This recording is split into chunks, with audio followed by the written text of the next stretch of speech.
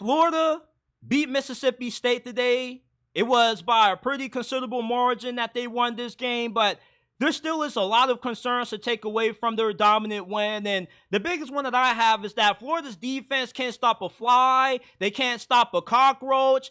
They can't do anything right. Their run defense, once again, they gave up 200 plus. This is now 2 straight games where we've seen Florida's defense get gashed in the run game. They gave up 300 yards on the ground to Texas A&M. They gave up over 200 to a Mississippi State team that got blown out a week ago by a team from the MAC named Toledo. Their defensive line rarely gets any penetration in the backfield. You don't see a lot of tackles for loss. You don't see a lot of havoc plays. They got poor tackling. Their pad level isn't really that good neither. In the pass defense, listen, when you play Florida, anytime you get into a third down situation and you got a receiver that drops a pass or you just have something that goes wrong on third down, don't get too hard on yourself, because Florida's going to do everything they can to make sure that you can stay on the field, because either they're allowing a team to get a third down conversion or they're helping them out by having a pass interference penalty or unsportsmanlike conduct penalty or a personal foul. Like, Florida's defense just cannot stop kicking themselves in the foot. Against Mississippi State, they had several opportunities to just outright just dominate and crush this team, but they were unable to do it because, once again, you saw an undisciplined football team. They got no pass rush. What happened to Joey Slackman, the transfer that you got from the University of Penn, from the Ivy League, who was Ivy League Player of the Year last year? I haven't heard this man's name at all this season. It's like, for the amount of talent that Florida has on defense, they give out really minuscule results.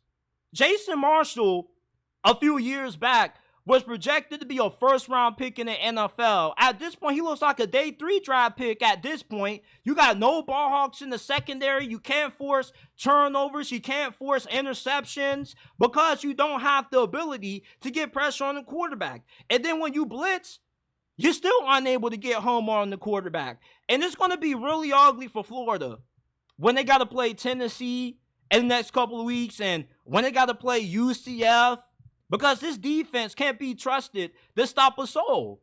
And I'm wondering why Billy Napier, with his job on the line, has yet to fire Austin Armstrong. We saw Lincoln Riley cut ties with Alex Grinch before the season ended. You might as well cut ties with Austin Armstrong before he allows you to get fired, because Florida showed that their offense can be competent depending on who they play. But it doesn't matter how good your offense is if every game that you play is a shootout.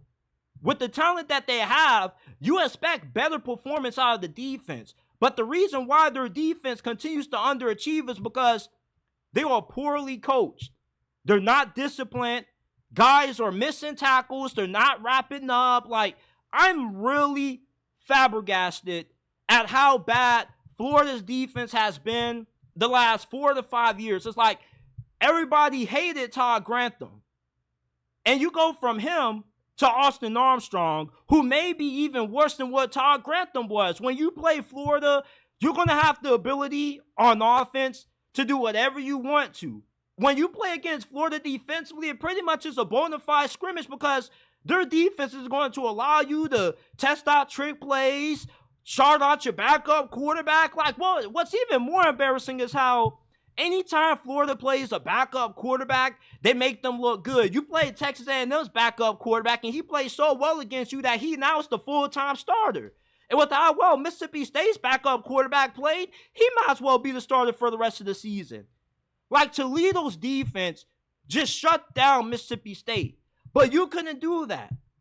You know, like, yeah, a win's a win. You're 2-2 right now, but that's probably the last easy win that you have on your schedule until you play Florida State in the next couple of months.